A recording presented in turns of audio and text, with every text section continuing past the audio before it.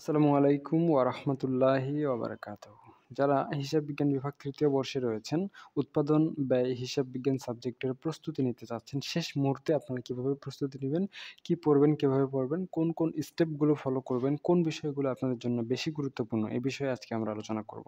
So আপনাদের জন্য সবচেয়ে গুরুত্বপূর্ণ হচ্ছে স্টেপ নাম্বার 1, আপনাদের ১ম এবং প্রধান কাজ হবে, আমি আবারও বলছি, আপনাদের ১ম এবং প্রধান কাজ হবে ২য় অধ্যায়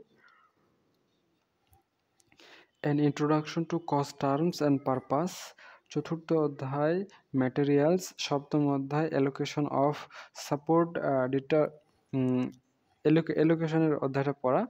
এরপরে চলে আসবেন আপনারা স্টেপ নাম্বার 2 এ, নবম অধ্যায় প্রসেস কস্টিং এবং দশম অধ্যায় সার্ভিস কস্টিং।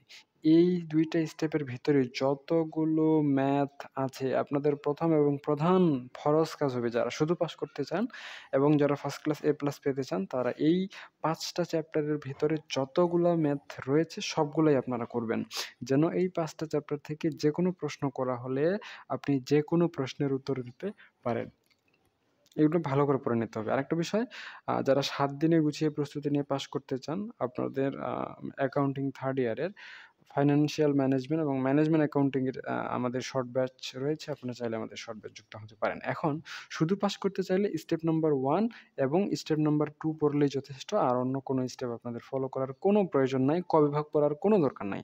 চাইলে পড়তে পারেন, কোনো দরকার নাই। আর যদি আপনারা ক বিভাগ পড়তেই যান সেক্ষেত্রে পরবর্তী স্টেপগুলা ফলো করতে পারেন। ফর এক্সাম্পল, স্টেপ নাম্বার 3 তে আপনারা ৩য় অধ্যায়, ৫ম অধ্যায়, ৬ষ্ঠ অধ্যায় এবং ৮ম অধ্যায়ের যে ম্যাথ অংশটুকু আছে এটা ভালো করে পড়ে নিবেন।